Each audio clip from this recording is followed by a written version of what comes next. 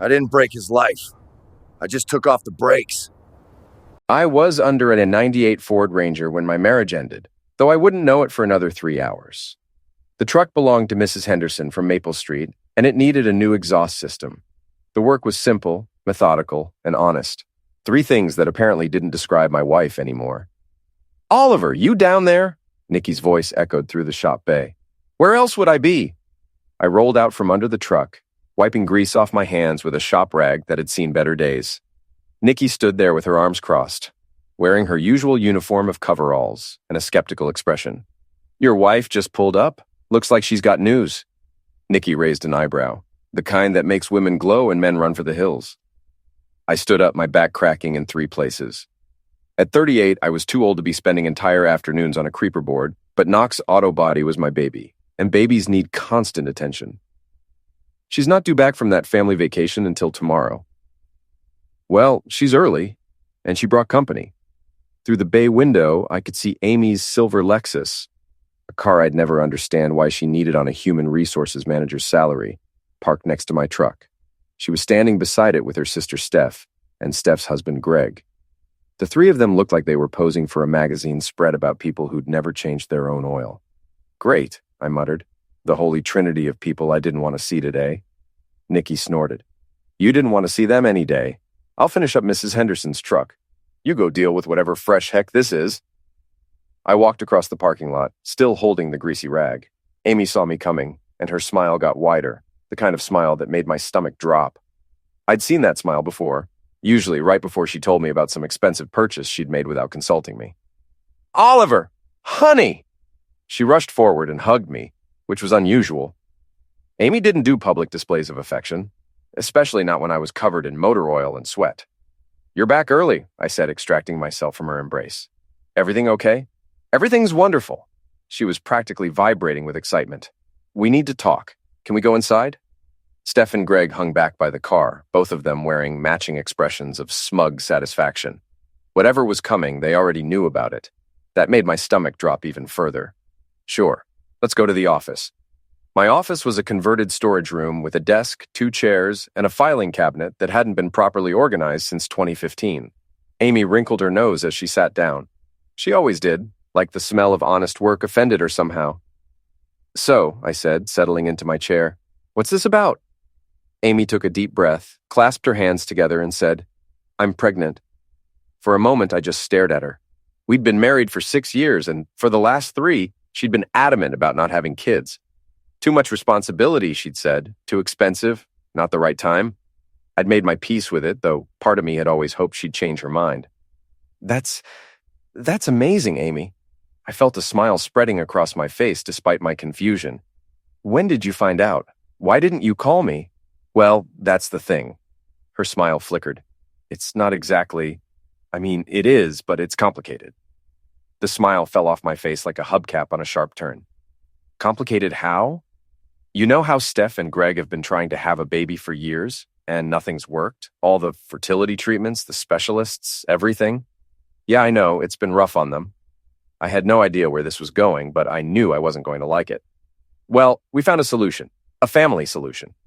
Amy leaned forward, her eyes bright with that missionary zeal she got when she'd convinced herself that something terrible was actually wonderful. "I offered to be a surrogate for them. Isn't that amazing?" I blinked. "A surrogate? You're carrying their baby." "Exactly. Well, sort of. We decided to do it the natural way instead of through a clinic. Those procedures are so expensive, and the success rates aren't great, and..." "Wait." I held up my hand. "The natural way? You mean..." "I slept with Greg, just until I got pregnant. It only took 3 times, actually, which the doctor said was really lucky." "You slept with your sister's husband?" My voice sounded strange in my own ears, like I was listening to someone else talk. "You had love with Greg." "For Steph, for family." Amy's voice rose defensively. "This is a beautiful thing, Oliver. I'm giving my sister the gift of motherhood. How can you make it sound so dirty?" I stood up. My hands were shaking, so I shoved them in my pockets. "Get out." "What?" "Get out of my office. Get out of my shop." "You've got 15 minutes to get your stuff out of my house before I change the locks." "Oliver, you're being ridiculous." 15 minutes, Amy, starting now." I walked out of the office and straight to Nikki, who was torquing down the exhaust bolts on Mrs. Henderson's truck. She took one look at my face and set down her wrench. That bad? She cheated on me with her sister's husband and called it a family gift. Jesus Christ on a cracker. Nikki wiped her hands on her coveralls. You want me to go throw her out? No. I want you to make sure she actually leaves. I'm going home to pack up her stuff. You got it, boss. I drove home in a daze, my mind cycling through the conversation on repeat 3 times. She'd slept with Greg 3 times. Had they done it at our house? At Steph's place? At some hotel where they could pretend it was romantic instead of insane? Our house was a 2-story colonial that needed new siding and a roof repair I kept putting off. I bought it before we got married, back when I thought I'd fill it with kids and noise and life. Now it just felt empty. I was throwing Amy's clothes into garbage bags when I heard the front door slam open. Oliver! Greg's voice boomed up the stairs. We need to talk man to man.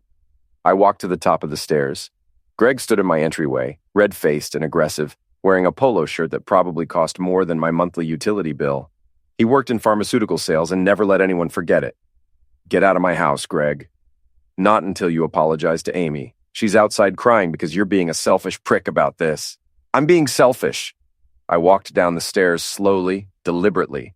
You screwed my wife 3 times, got her pregnant, and I'm the selfish one. It wasn't like that. It was clinical, medical. We were helping Steph. Get out. Make me. Greg puffed out his chest.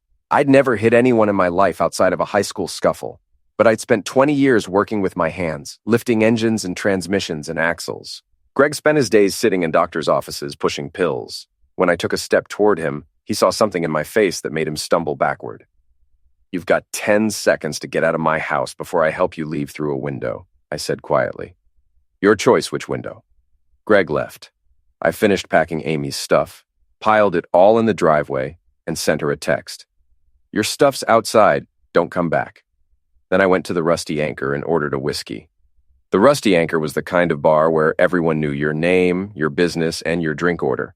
It had been a fixture on Main Street since before I was born, with scarred wooden booths, a jukebox that still played CDs, and a bartender named Lou who'd seen everything twice.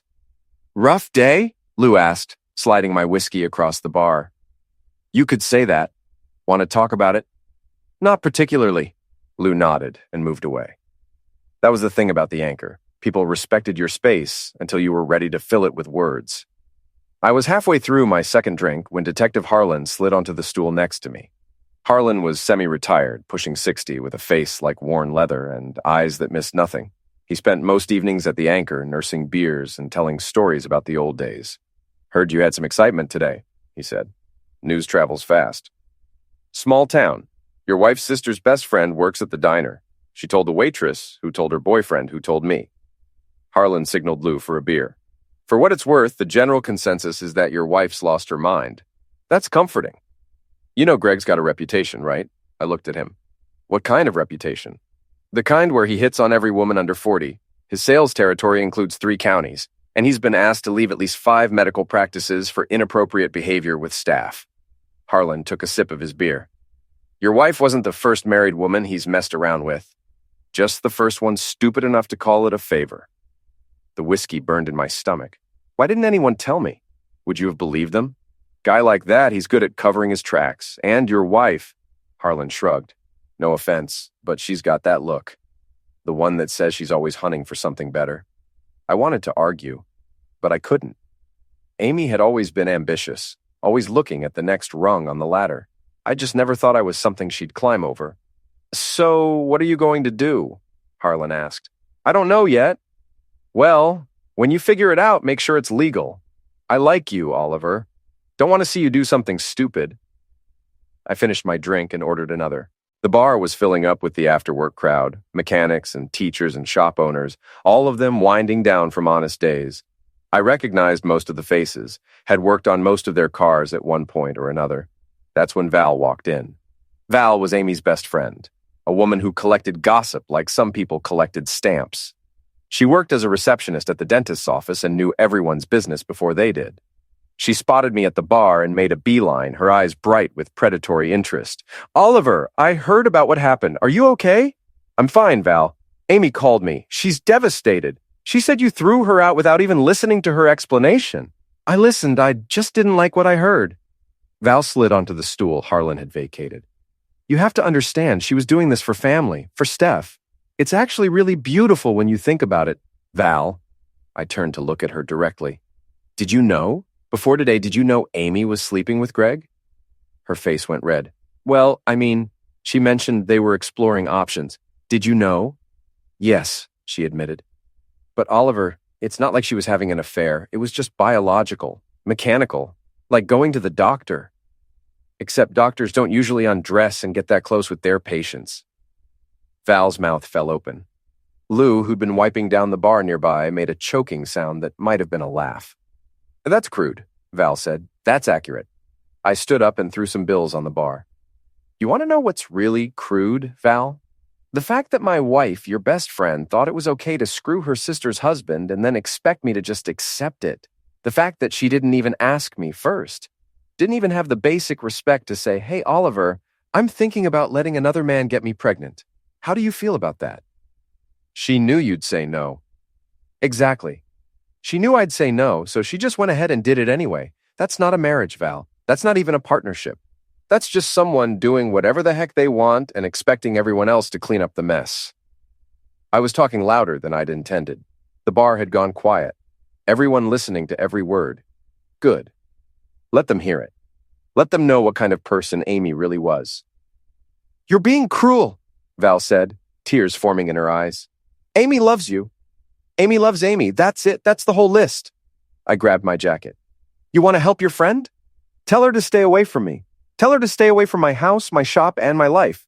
And tell her that if Greg comes near me again, I'm going to rearrange his face. I walked out of the rusty anchor into the cool evening air. Behind me, I could hear the explosion of conversation as everyone started talking at once. By tomorrow morning, the whole town would know the full story. Amy's carefully constructed image of the perfect professional woman would be in pieces. Good. I drove around for a while, not ready to go home to an empty house. Eventually, I found myself parked across the street from Steph and Greg's place. A pristine suburban house with a manicured lawn and a 3-car garage. Amy's Lexus was in the driveway. My phone buzzed. Nikki, you alive? Me. Unfortunately. Nikki, where are you? Me. Being pathetic outside Steph's house. Nikki, on my way. Don't do anything stupid before I get there. She arrived 15 minutes later in her beat-up Toyota, parking behind me and climbing into my passenger seat. She handed me a gas station coffee without a word. Thanks. You planning to do something or just lurk like a creep? Haven't decided yet. We sat in silence for a few minutes, watching the house. Through the front window, I could see shadows moving around. A happy family meeting, probably, discussing how unreasonable I was being. You know what the worst part is? I said finally. I would have understood if she just wanted to leave me. If she'd said, Oliver, this isn't working. I want something different. I would have been hurt, but I would have understood. But this, sleeping with her sister's husband and calling it a gift, that's just crazy. It's not crazy, Nikki said. It's selfish. There's a difference. Crazy people don't know what they're doing is wrong. Amy knew. She just didn't care. So what do? You make her care. Nikki sipped her own coffee. You make all of them care. Not with violence or anything illegal, but there are other ways to make people regret their choices. Like what? Like letting everyone know exactly what happened. Like making sure Greg's reputation catches up with him. Like ensuring that Amy's professional life gets just as messy as her personal life. Nikki smiled grimly. You're a good guy, Oliver. Too good, probably. But even good guys are allowed to defend themselves. The front door of the house opened. Greg walked out, heading for his car, a restored 1967 Mustang that he loved more than anything except himself. He'd spent years working on that car, and he treated it like a child. That's a beautiful car, Nikki said thoughtfully. Yeah. Shame if something happened to it. I looked at her. What are you suggesting? I'm not suggesting anything. I'm just saying that cars are delicate machines. Lots of things can go wrong if someone doesn't maintain them properly. She grinned. And you're a mechanic. You know all the ways a car can mysteriously malfunction without anyone being able to prove sabotage. That's diabolical. That's revenge. Greg pulled out of the driveway, the Mustang's engine rumbling beautifully. I watched him go, an idea forming in my mind. You know what? I said. I think it's time Greg's luck started turning bad. The next morning, I woke up with a plan and a splitting headache. The plan was better than the headache, at least.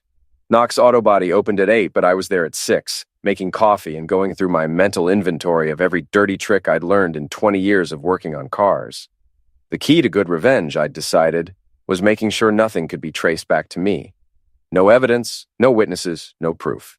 Just a series of unfortunate coincidences. Nikki showed up at 7 with donuts and a mischievous expression. "So, we doing this?" "We're doing something. I'm still working out the details." "Well, work fast.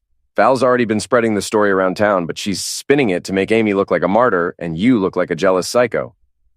"Of course she is. Also, Greg's been telling people that you threatened him. Says he's thinking about getting a restraining order." I laughed bitterly. "A restraining order. The guy sleeps with my wife and wants to file a restraining order against me." Rich people logic. Nikki bit into a donut. "So what's the plan?" "First, we need to document everything. Every interaction, every conversation, every threat they make. I want a paper trail showing exactly who the aggressors are." Smart. Second, we let the gossip do its work. Val might be spinning the story her way, but the truth is going to come out. People aren't stupid. They'll figure out who's really in the wrong here. And third, we make Greg's life a little more complicated. I pulled up a website on my phone. "See this? It's the complaint form for the pharmaceutical company he works for. They take ethics violations very seriously, especially when it involves inappropriate relationships." Nikki's eyes widened. "You're going to report him to his employer?" "I'm going to make sure his employer knows that one of their sales reps has a reputation for hitting on married women, including his own sister-in-law. All documented, all factual, all completely legal." I smiled. No lies, no exaggeration, just the truth, presented in the worst possible light. That's cold, boss. That's business. I spent the morning working on Mrs. Henderson's truck and drafting my complaint to Greg's employer. I kept it professional, factual, and devastating. I mentioned his reputation at various medical practices, his affair with his sister-in-law, and the concerns that his behavior might reflect poorly on the company's values. I hit send at noon. By 2 o'clock, my phone was ringing. Amy. "What did you do?" she screamed before I could even say hello. "Good afternoon to you, too. Greg just got called into a meeting with his regional manager. They're investigating him for ethics violations. Did you report him?" I provided factual information to his employer about behavior that might concern them. That's not reporting, that's being a responsible citizen.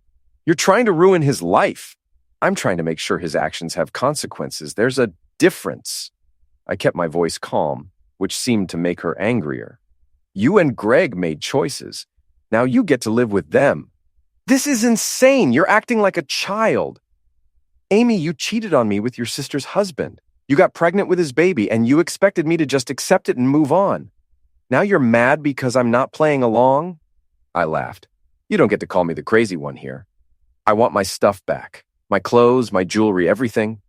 It's all in the driveway where I left it. If it's not there anymore, someone must have taken it. Not my problem. You're going to regret this, Oliver. I doubt it. I hung up. Nikki was watching me from across the shop, a huge grin on her face. You're getting scary good at this. I'm just getting started. That evening, I drove past Greg's house again. The Mustang was in the driveway, gleaming under the streetlights. It really was a beautiful car. A fastback with a 289 V8 engine, painted midnight blue with white racing stripes. Greg had won awards with that car at local shows. I parked down the street and waited until the house lights went off. Then I walked back, casual and unhurried, like I was just out for an evening stroll. I had a small toolkit in my jacket pocket. Nothing obvious, nothing suspicious.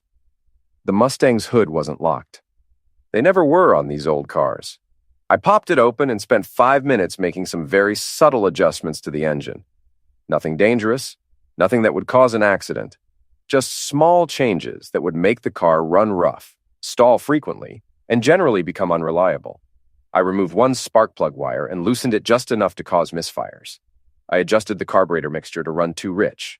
I loosened the battery terminal just a hair. Small things, easily fixable by a competent mechanic, but incredibly frustrating for the driver. When I was done, I closed the hood and walked away. No one saw me. No cameras caught me. Just another shadow on a quiet street. The next morning, Nikki came in laughing. Did you hear? Greg's Mustang broke down on his way to work. Had to get it towed to Henderson's shop across town. That's unfortunate. Henderson called me to ask if we could take a look at it since we're less backed up. I told him we were too busy. She grinned. But I did mention that Mustangs are temperamental cars, and sometimes they develop mysterious problems that are really hard to diagnose.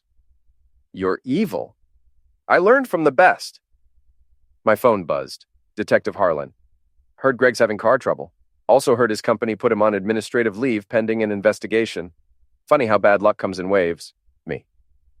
Karma's a real thing, I guess. Harlan. Karma drives a tow truck, apparently. Stay out of trouble, Oliver. I had no intention of staying out of trouble. I was just getting warmed up. That afternoon, I made another call, this one to Amy's employer. I didn't file a formal complaint. I just asked to speak to someone in HR about a personal matter involving one of their employees. When I got connected to Amy's supervisor, I was polite, concerned, and carefully vague. I'm calling because I'm worried about Amy Knox's judgment, I said.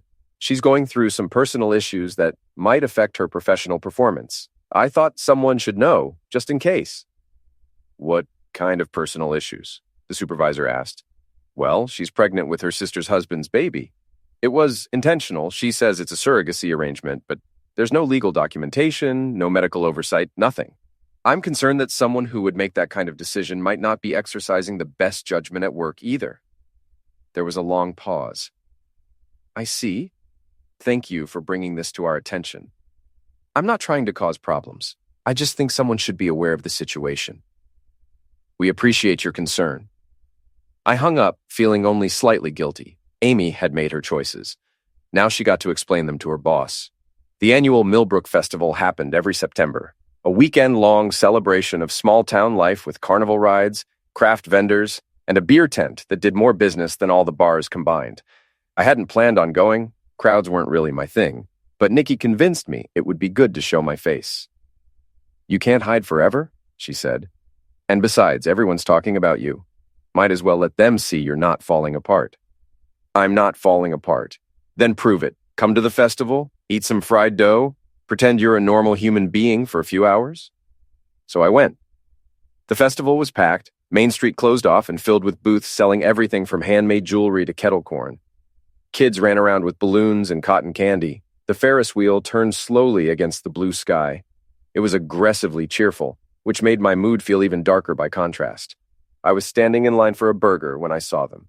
Amy, Steph, and Greg walking through the crowd like they owned the place.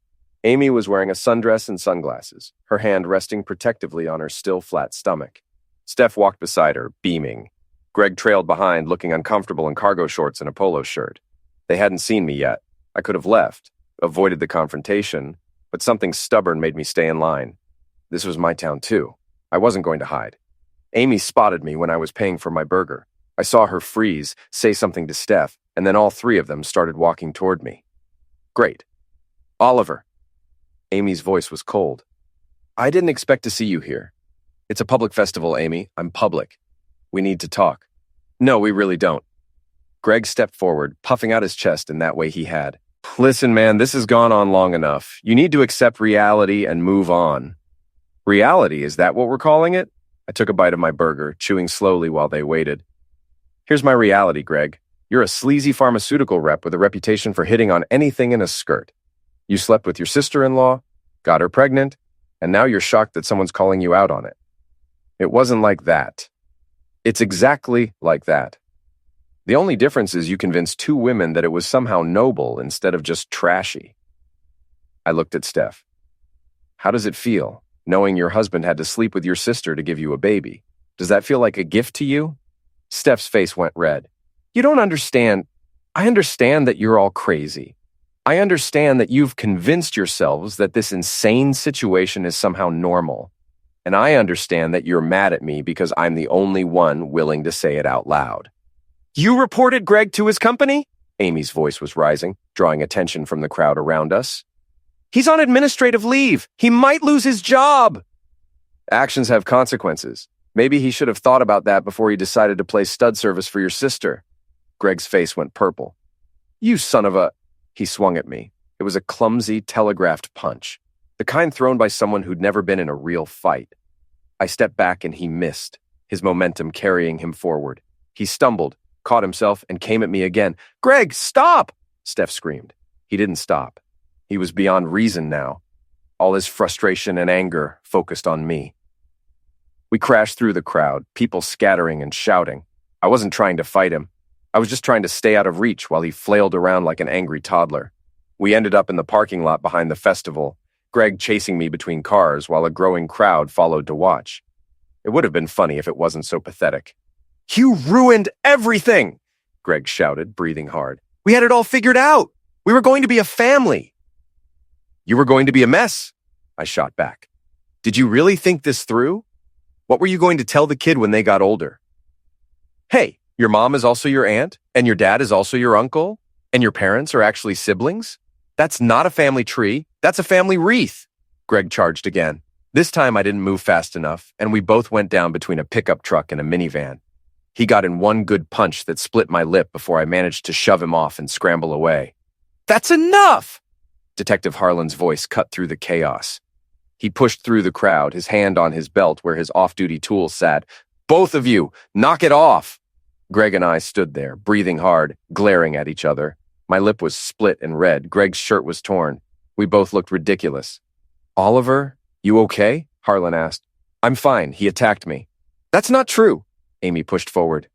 "Oliver provoked him." "I watched the whole thing," Harlan said calmly. Greg threw the first punch. Multiple witnesses. "Now, we can do this two ways. Everyone can walk away and cool off, or I can make some calls and we can sort this out at the station. Your choice." "I want to press charges," Greg said. "He's been harassing us." "Harassing you?" I laughed, tasting metal on my tongue. "I've been avoiding you. You're the ones who came up to me at the festival." "You reported me to my company." "I provided factual information about your behavior. That's not harassment. That's consequences." Harlan held up his hands. "Everyone shut up. Greg, Amy, Steph, you three go that way. Oliver, you come with me, now." We separated. Harlan walked me to his car and pulled out a first aid kit, handing me some gauze for my lip. "You're playing a dangerous game," he said quietly. "I'm defending myself. You're poking a hornet's nest. I get it. They deserve it. But you need to be smarter about this. Greg's looking for an excuse to make you the bad guy. Don't give him one. So what am I supposed to do? Just let them win? No. But you need to think 3 steps ahead. Every move you make, ask yourself, how will this look if it ends up in court? Because that's where this is heading." I nodded, pressing the gauze to my lip. He was right. I needed to be smarter. "For what it's worth," Harlan said, "the whole town's on your side. People are starting to ask questions about Greg and Amy. The story Val was spreading isn't holding up under scrutiny. Good. But that also means they're getting desperate. Desperate people do stupid things. Watch your back." I drove home feeling bruised, but oddly satisfied. Greg had thrown the first punch in front of dozens of witnesses. Whatever happened next, I had that in my favor. My phone buzzed. It was a video from a number I didn't recognize. I opened it and started laughing. Someone had filmed the entire confrontation at the festival, including Greg's wild swings and my dodging. The video ended with Greg on the ground, his shirt torn, screaming about how I'd ruined everything. The caption read, "Local pharmaceutical rep loses his mind at Millbrook Festival." It had already been shared 200 times. Greg's video went viral, at least by small-town standards. By Monday morning, it had been shared across 3 counties, accumulating thousands of views and hundreds of comments. Most of them weren't sympathetic to Greg. "Dude needs anger management classes. This is the guy who sells blood pressure medication? Ironic. I heard he was sleeping with his wife's sister. No wonder he's losing it." The comments section had become a gossip mill, with people sharing stories about Greg's behavior, Amy's attitude, and the whole sordid situation. Val tried to do damage control, posting long defenses about how the situation was being misunderstood, but that just made people dig deeper.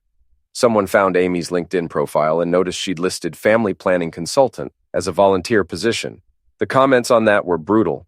My phone rang Tuesday morning. It was a lawyer named Patricia Chen, no relation to anyone I knew, just a coincidence of names, who specialized in family law.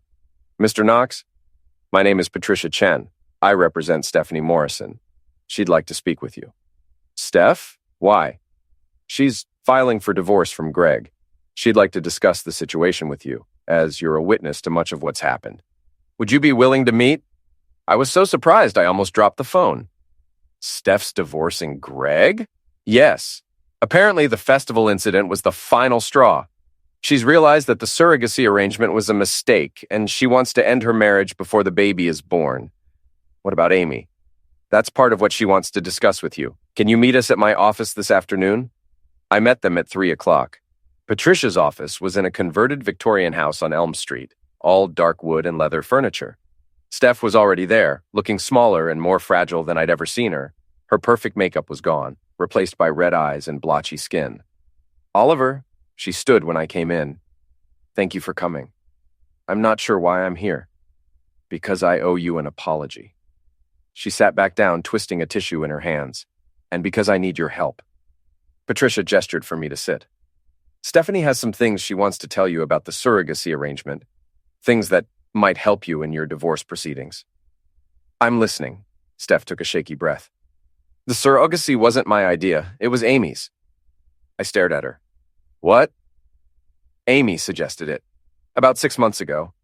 She said she'd been reading about surrogacy, and she thought it would be a beautiful way to help us have a baby. I was hesitant at first, but she was so enthusiastic, so convincing. She said it would bring our families closer together. And Greg? Greg was against it initially. He said it was too weird, too complicated. But Amy kept pushing. She'd come over when I wasn't home and talk to him. She'd send him articles about surrogacy, success stories, all of that. She wore him down. I felt something cold settling in my stomach.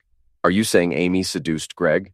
I'm saying Amy wanted this more than anyone, and I was too desperate for a baby to question why. Steph's voice broke. I thought she was being generous. I thought she was helping us. But after the festival, after seeing how she acted, how she defended Greg instead of considering your feelings, I started to wonder if this was ever really about me at all. Patricia leaned forward. Stephanie found some text messages between Amy and Greg. Messages that suggest their relationship went beyond the surrogacy arrangement. She handed me a folder. Inside were printed screenshots of text conversations between Amy and Greg, dating back 8 months. They started innocent enough, discussions about fertility and timing, but they got progressively more intimate, flirtatious, suggestive. We should do this more often, one message from Amy read. It feels right. Greg's response? What about Oliver? Amy. What about him? This is bigger than him. This is about family. There were dozens more. Plans to meet when I was at work. Discussions about how to keep me from finding out. Jokes about my obliviousness. She was having an affair, I said quietly. The surrogacy was just an excuse. I think so, Steph said. And I think Greg went along with it because he's weak and Amy's persuasive. But that doesn't excuse what he did. What they both did. Why are you showing me this? Because you deserve to know the truth, and because... She hesitated. Because I want to help you. You were right at the festival. This whole situation is insane. I let my desperation for a baby blind me to how wrong this was. And now there's a child coming into the world who's going to grow up in the middle of this mess. Patricia spoke up. Stephanie is filing for divorce and requesting full custody of the child once it's born. She's also willing to testify in your divorce proceedings about Amy's behavior and the true nature of the surrogacy arrangement. What about the baby? I asked. I'm going to raise it, Steph said firmly. Alone, if I have to. Amy gave up her rights when she signed the surrogacy agreement. We did have that much documentation, at least. She's the biological mother, but legally I'm the parent, and I'm not going to let her use this child as a pawn. I looked at the folder in my hands, at the evidence of Amy's betrayal spelled out in black and white. Part of me wanted to feel vindicated. Mostly, I just felt tired. What do you need from me? Testify at my divorce hearing, Steph said. Tell the judge what you saw, what Amy told you. Help me make sure Greg doesn't get custody or visitation rights. He's the biological father. He's also unstable, unemployed, and facing ethics violations at his former company. I have a better case if I have witnesses to his behavior. She looked at me with desperate eyes. Please, Oliver, I know I don't deserve your help, but that baby doesn't deserve to grow up with Greg as a father. I thought about it. Greg raising a kid, teaching them his values, his approach to life. It was a horrifying thought. Okay, I said, I'll testify. Steph started crying. Thank you so much. Patricia walked me out after we'd discussed the details. At the door, she paused. For what it's worth, Mr. Knox, you're handling this remarkably well. Most people in your situation would have done something much more destructive by now. The day's not over yet. She smiled slightly. Just keep doing what you're doing. Document everything, stay calm, and let them destroy themselves. They're doing a pretty good job of it so far. I drove back to the shop, my mind spinning. Amy had orchestrated the whole thing. She'd seduced Greg, convinced Steph it was a generous gift, and manipulated everyone into going along with her plan. And for what? A baby? An affair? Some twisted sense of control? Nikki took one look at my face when I walked in. What happened? I told her everything. She listened without interrupting, her expression getting darker with each detail. That manipulative witch, she said finally. She played everyone. Yeah. So what are you going to do? I'm going to help Steph get custody. I'm going to divorce Amy, and I'm going to make sure everyone in this town knows exactly what kind of person she is. How? I pulled out my phone and opened the folder of screenshots Patricia had sent me. By telling the truth. All of it. No more hints, no more implications, just the facts laid out where everyone can see them. That's going to get ugly. It's already ugly. I'm just making sure everyone knows who made it that way. I spent that evening creating a document. It wasn't angry or emotional, just a clear, factual timeline of everything that had happened, supported by screenshots, witness statements, and documented evidence. I included Amy's text messages with Greg, the dates of their encounters, her manipulation of Steph, and Greg's history of inappropriate behavior. Then I sent it to Val, not to post publicly. That would be too obvious, too vindictive. But Val was the town's information hub. If I gave her the truth, she'd spread it faster than any social media post ever could. And she'd do it in a way that seemed like gossip, like she'd discovered it herself, which made it even more believable. The text I sent with the document was simple. Thought you should know the whole story before you keep defending Amy. These are facts, not feelings. She called me 20 minutes later. Oliver, where did you get this? Does it matter? Is it true? Silence. Then, some of it I knew, but the text messages, I didn't know about those. Amy used you, Val. She used all of us. She wanted an affair with Greg, and she found a way to make it seem noble and selfless. And you helped her sell that story. I didn't know. Now you do. What you do with that information is up to you. I hung up. By the next morning, the story had spread. I could track its progress through the phone calls and texts I received. First from people asking if it was true, then from people expressing sympathy, then from people who were angry on my behalf. The tide had turned completely. Amy went from being seen as a generous sister to being recognized as a manipulative cheater. Greg went from being a grateful brother-in-law to being exposed as a weak, unethical predator. And Steph went from being the perfect older sister to being a sympathetic victim of her own desperation. Amy tried to do damage control. She posted a long statement on social media about how she'd been trying to help her sister and how the situation had been misunderstood. But the screenshots of her text messages with Greg were already circulating. Her words rang hollow against the evidence. Greg tried to threaten legal action against someone, anyone. But his lawyer apparently told him he didn't have a case. You can't sue people for telling the truth. On Thursday, I got a call from Amy's former employer. She'd been let go. The official reason was restructuring, but everyone knew the real reason. Her judgment had been called into question, and HR departments don't like uncertainty. Greg's pharmaceutical company made their decision official too, terminated for ethics violations. His career in medical sales was over. Friday afternoon, I was working on a brake job when a familiar silver Lexus pulled into the parking lot. Amy got out, and for the first time since this whole mess started, she looked defeated. Her hair was pulled back in a messy ponytail. She wasn't wearing makeup. She looked like she'd been crying. Oliver, her voice was small. Can we talk? I set down my wrench and wiped my hands. What do you want, Amy? I want to explain. I want you to understand. Understand what? That you manipulated everyone around you to have an affair with your sister's husband? That you lied to me, to Steph, to everyone? I understand perfectly. It wasn't like that. It started as a real surrogacy plan, but then Greg and we connected. We had chemistry. And I thought maybe this was the universe telling me something. The universe? I laughed bitterly. The universe didn't tell you to cheat on your husband, Amy. That was all you... I made mistakes. I know that. But we could start over. We could move somewhere new. Leave all this behind. Are you insane? I stared at her. You cheated on me, got pregnant with another man's baby, destroyed your sister's marriage, and ruined 2 careers. And you think we can just start over?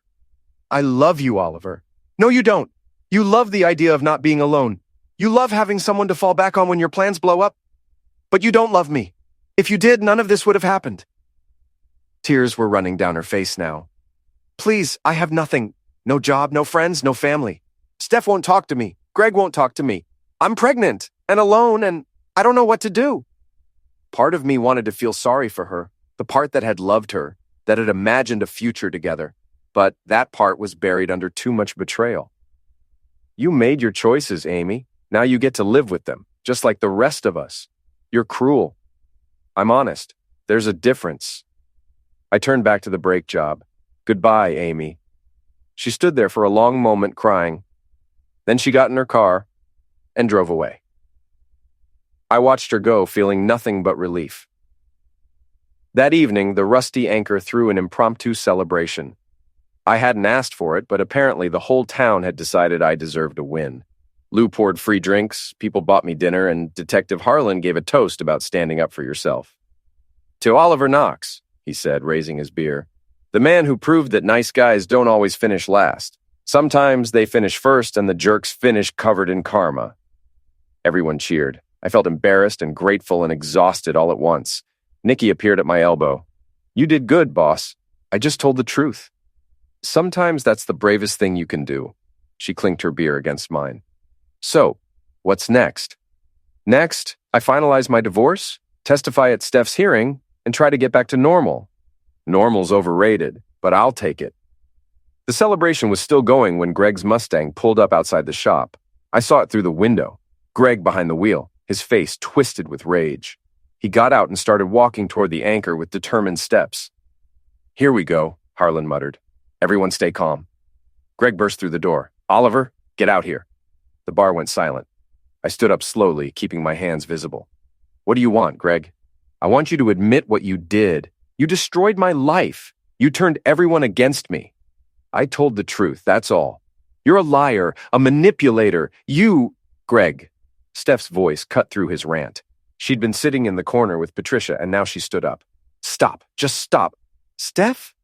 What are you doing here? Making sure you don't do something stupid. She walked toward him. It's over, Greg. The marriage, the job, all of it. You made your choices, and now you're facing the consequences. This is his fault, Greg pointed at me. He reported me to my company. He spread lies about us. He told the truth, Steph said firmly, and you know it. You slept with my sister. You had an affair and called it surrogacy. You destroyed our marriage and your career all by yourself. Oliver just made sure everyone knew about it. Greg's face crumpled. For a moment, I thought he might cry. Instead, he turned and ran out of the bar. We heard his Mustang's engine roar to life, heard the squeal of tires as he peeled out of the parking lot. Then we heard the crash. Everyone rushed outside. Greg had made it about 50 yards before his car. The one I'd sabotaged weeks ago, the one that had been running rough ever since, had stalled out. He'd been going too fast, panicked, and rear-ended a parked delivery truck. The Mustang's front end was crumpled. Steam rose from the broken radiator. Greg sat in the driver's seat, his head on the steering wheel, his shoulders shaking. Someone call an ambulance, Harlan said, already moving toward the car. And the police? Greg wasn't seriously hurt, just bruised and shaken. But the car was totaled, his pride and joy destroyed. The symbolism wasn't lost on anyone. As the ambulance took him away and the police took statements, I stood with Nikki and watched the wrecker hook up the Mustang.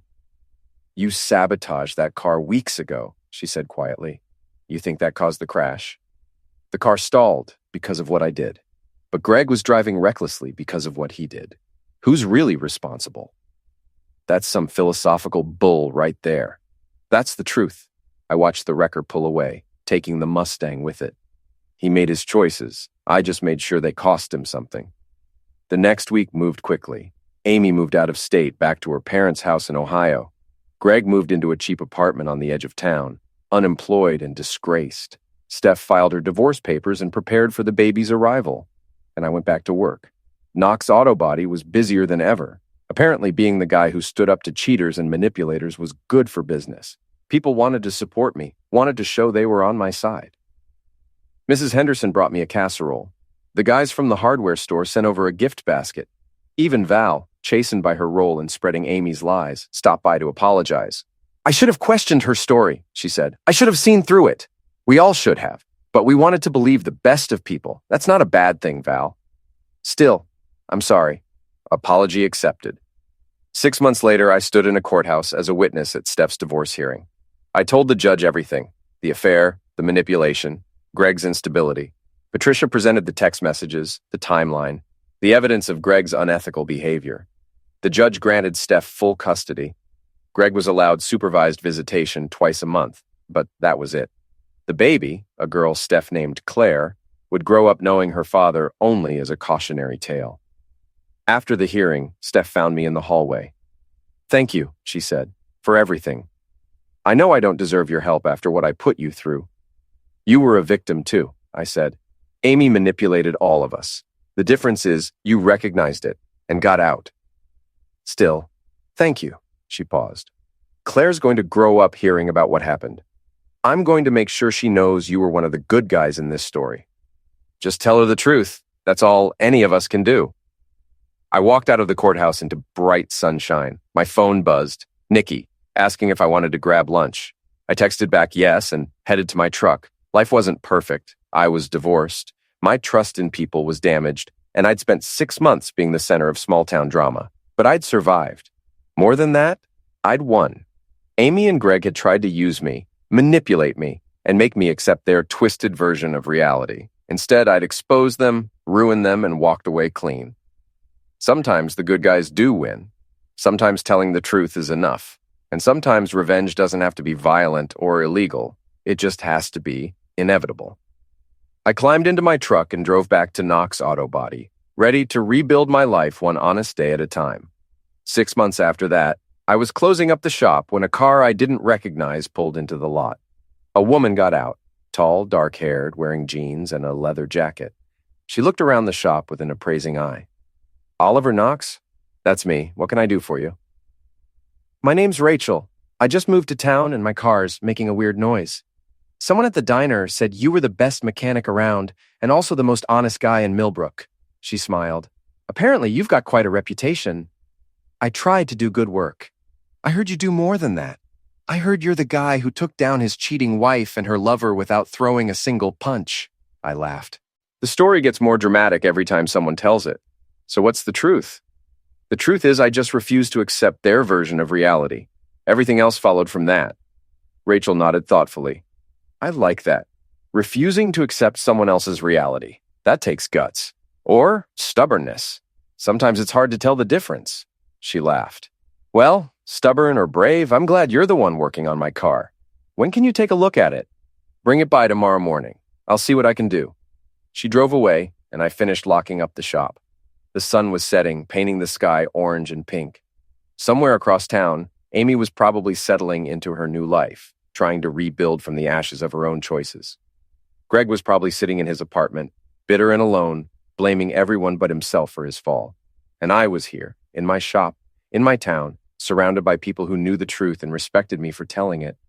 It wasn't the life I'd planned, but it was a good life, an honest life. And in the end, that was enough.